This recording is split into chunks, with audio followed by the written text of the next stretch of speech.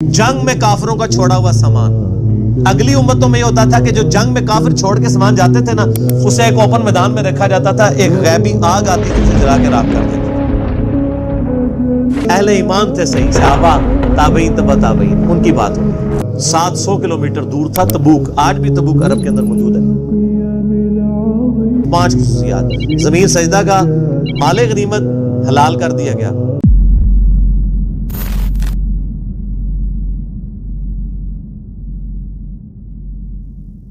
वमा हुआ बिकौली शैतान रजीम, ये किसी शैतान मरदूद का कौल नहीं है। वो कहते थे ना जिन्नात का असर है, शैतान भी तो जिन है ना, बल्कि ये तो अल्लाह का फरिश्ता इन पे नाज़िल होता है। फ़अैना तज़हबून, तो किधर फिरे जा रहे हो, इस कुरान से क्यों भाग रहे हो। इन हुआ इल्ला ज़िक्रुल लिल आलमीन, ये कुरान तो नसीहत नहीं है मगर सारे जहान वालों के लिए।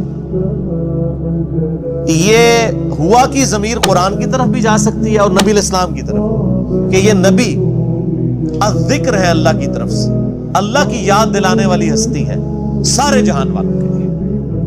वमा अरसलनाका इल्ला काफ़तल लिन्नासी बशीरन व नज़ीरा, और हमने इस नबी इस्लाम को नहीं भेजा मगर पूरी इंसानियत के लिए डर सुनाने वाला और खुशखबरी देने वाला। वमा अरसलनाका इल्ला रहमतल लिल आलमीन, और महबूब सल्लल्लाहु अलैहि वसल्लम हमने नहीं भेजा आपको मगर सारे जहान वालों के लिए रहमत बना। तो बल्कि बुखारी और मुस्लिम की हदीस है, नबी इस्लाम ने फरमाया मुझे अल्लाह ने 5 क्वालिटीज ऐसे दी हैं जो मुझसे पहले किसी को नहीं दी। उनमें से पहली क्वालिटी यह है कि पूरी जमीन मेरे लिए सजदागाह बना दी गई है।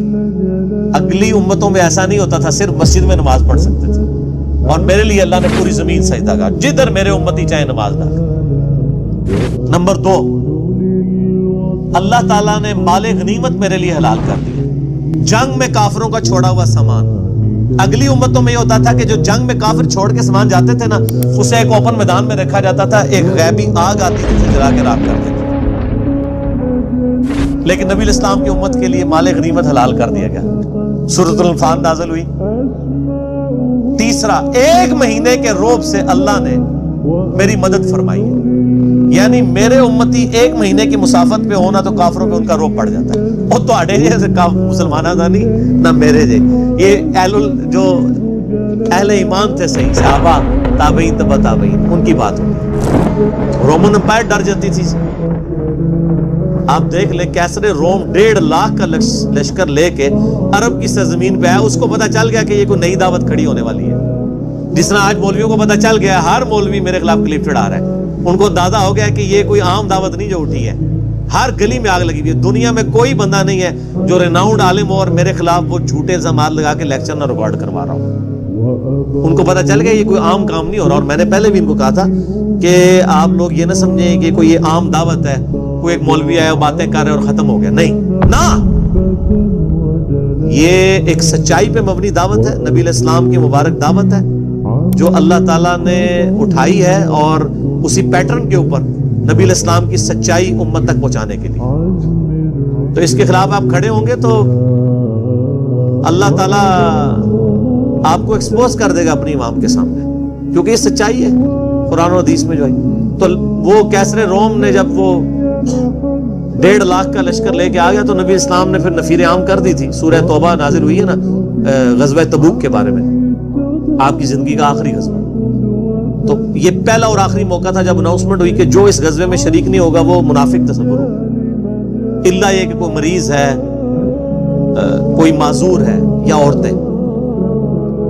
तो 30,000 का सहाबा का लश्कर लेके, और वो लश्कर भी क्या था कि ये ऐसे थे जिनके पाँव में जूतियां भी नहीं थी,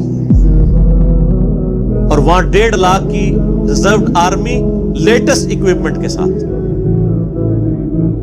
ऑलमोस्ट आप समझ ले 15-20 दिन का रास्ता था पैदल रेगिस्तान के अंदर। 700 किलोमीटर दूर था तबूक। आज भी तबूक अरब के अंदर मौजूद है। यहां से नबी इस्लाम चले हैं, उधर से कैसरे रोम जो बदमाशी के साथ पहले आके बॉर्डर में बैठा था वो अपनी फोर्स में वापस चला गया, वरना जंगे यरमूक वहीं पे हो जानी थी। तो अल्लाह ने 1 महीने के रोब से मदद फरमाई। 3 चीजें हो गई, यानी जमीन सजदा का, بخاری مسلم کے الفاظ، 5 خصوصیات. زمین سجدہ کا، مال غنیمت حلال کر دیا گیا، 1 مہینے کی مسافت سے اللہ تعالیٰ نے مدد فرمائی، اور چوتھی چیز فرمایا آپ صلی اللہ علیہ وآلہ وسلم نے کہ اللہ تعالیٰ نے اگلے انبیاء کو قوموں اور قبیلوں کی طرف بھیجا تھا، مجھے پوری انسانیت کی طرف بھیجا ہے. اس کی وجہ سے مجھے یاد آیا ان ہوا الا ذکر للعالمین، مجھے ساری انسانیت. اور 5ویں چیز، اللہ تعالیٰ نے مجھے شفاعت کا اذن دیا ہے. یہ 5ویں خصوصیت ہے جو مجھ سے پہلے یہ 5 خصوصیات کسی پیغمبر کو نہیں ملی. اس کے علاوہ بھی خصوصیات ہیں، میرا یوٹیوب پہ کلپ بھی ہے نبی علیہ السلام کی 8 خصوصیات. مسلم شریف کی ایک حدیث میں ہے کہ ایک اور خصوصیت ہے کہ اللہ تعالیٰ نے ختم نبوت میرے اوپر فرما دی ہے، نبوت اپنے آخری درجے میں میرے اوپر مکمل ہوگی.